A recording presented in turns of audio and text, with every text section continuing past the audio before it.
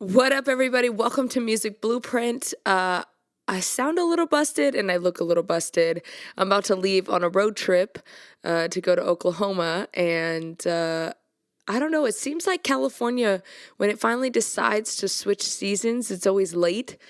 And I woke up with a really scratchy throat this morning, probably because of allergies and whatever. It's not Omicron. I'm just kidding. It's not that, I promise. I have none of those symptoms. Not that it matters. We're talking through a screen. But, anyways, I'm still doing well. But I wanted to talk about preparing for 2022.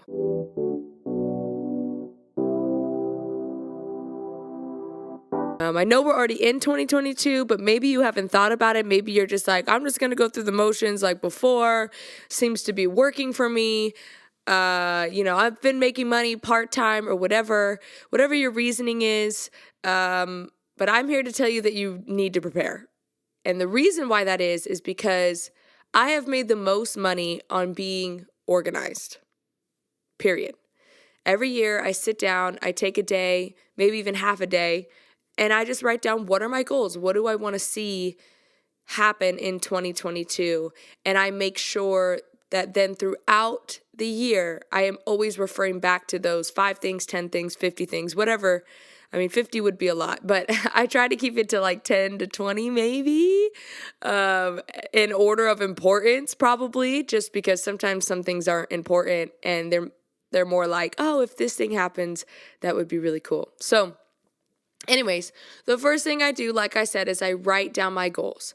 And it helps you be laser focused and not get distracted throughout the year on doing things that aren't important or that don't serve your goal. So for instance, the first half of last year, one of my goals was to meet more people and be more of a connector rather than just this person that constantly is in the trenches. Yeah, I get things done and I'm very dedicated and I make a full-time income, yes.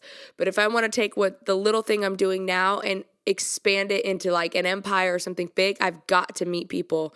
And so the first half of the year, that's all I did. I was just nonstop showing up at every event, every party, anything. Somebody asked me to come to a game night, I was there. And that really helped me. That helped my social media presence. People were wanting to do videos with me and write songs with me and all these different things, which was great. Now, the later towards of the year, I haven't been as committed to that because then I realized, oh my God, I have all these projects and I have to finish them up and I haven't finished them up yet. So there's got to be a balance of some kind. But nonetheless, I constantly referred back to that list of things that I wanted to succeed in this year.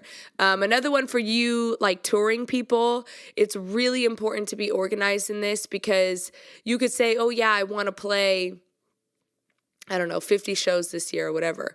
Okay, 50 shows, there's a lot of things that go into 50 shows. There's a lot of, like I used to play 125 shows a year. And now I'm probably sitting more at like 50 to 75. And there are different reasons for that. I didn't want to just play like a bunch of random little shows. I wanted to go on tour with people. So that changed on how many shows I was playing a year because restaurant shows are easier to pick up than getting on a tour with a notable artist. So, but anyways, back to tour. So if you are trying to, I don't know, make a full-time income touring, there's a lot of organization that goes into that. And you should probably, when you're looking at your goals for the year, if you say I want to do 50 shows, you should probably put like a little side dash or like asterisk and write down like what are the details of that, because it's not just booking shows. You don't just like wake up one day and you're like, I'm going to book shows. It's like you have to practice. If you're playing a 3-hour show, you need to have at least 45 songs prepared. Do you have 45 songs prepared? So, you need to make sure that if you're putting a goal, it's not just this is the goal. If it can be this is the goal if you're already prepared for that moment. But if you're not prepared for that moment, you need to write down the specific things that you need to accomplish before being able to accomplish that. So again, it's coming back to organization. like, again, if you don't have 45 songs prepared, like, and it could be covers, it could be originals, it could be whatever. If you don't have 45 songs prepared, you're not playing a 3-hour show. Like, that's just the matter of the fact. If you have like 12 songs prepared, you might be able to get away with like 45 minutes to an hour.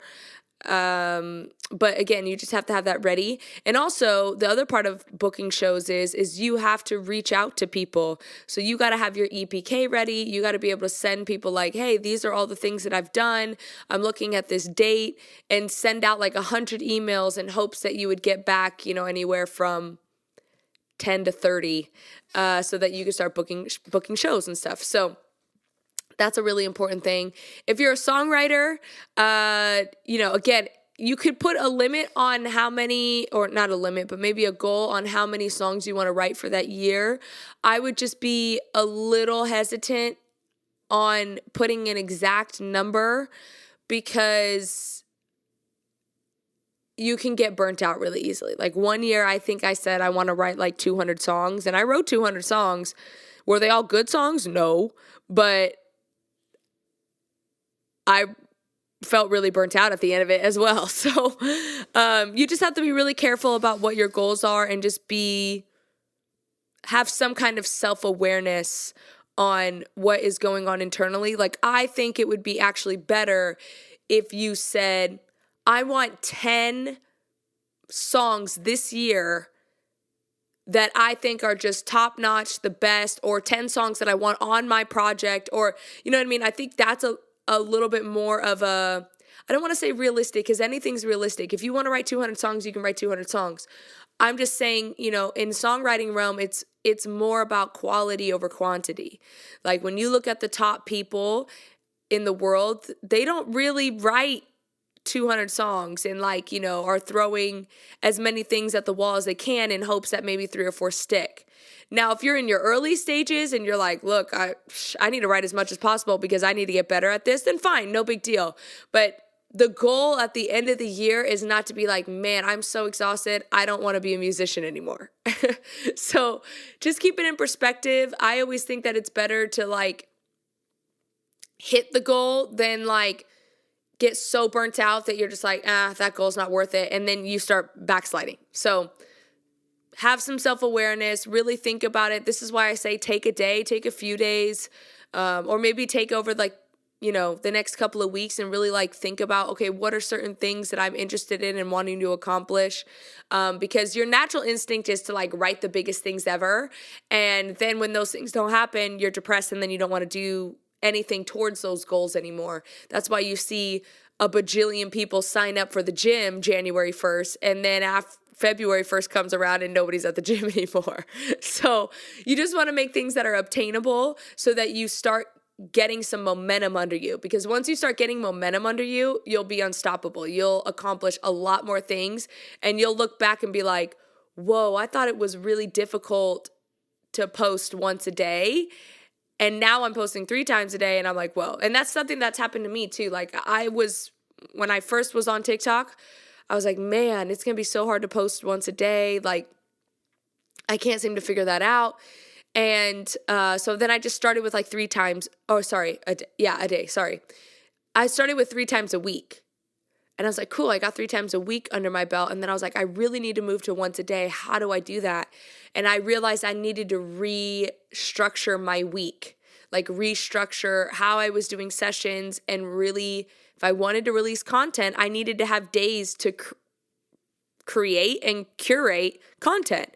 And so once I realized that, then I started shifting into moving my week around, where only Tuesday through Thursdays I'm songwriting, and the rest of the time is me editing content, creating content, and whatever.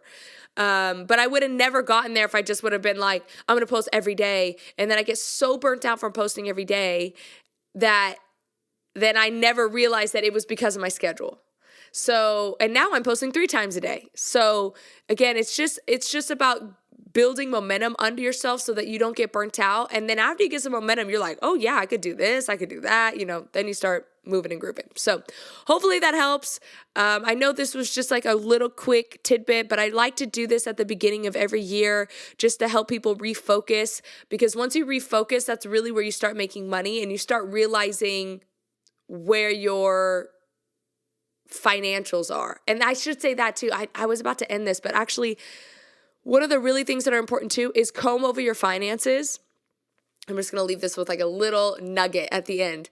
Comb over your finances and see, where did you make the most money this past year? In 2021, where did you make the most money? Was it touring? Was it songwriting? Was it sync deals? Was it writing with artists? Was it social media? I mean, find out where you made the most money. And then when you're making your goals for the next year, try to double down, triple down on those things, and you'll make that much more in your income. I think I've talked about this before, having an Excel sheet and really having your stuff organized on your profit margins, your expenses, and everything like that. I'll probably do another one of those. Actually, I'll do it next week. Why not? So again, come back next week. And I always forget to do this, but please like and subscribe, share this video if you'd like to. But next week, I'll do a whole Excel sheet. Maybe I'll figure out how to do a screen share or something like that so that you guys can see exactly how I have it organized. But I go through my financials every year at the beginning of the year, and I see, where did I make the most money? And I'm like, cool, it's here. And then I try to make sure to double down, triple down on those things. So hopefully that helps. I will see you guys next week. Good luck out there. Good luck with your new year. Happy New Year. And I'll see you next week. Peace.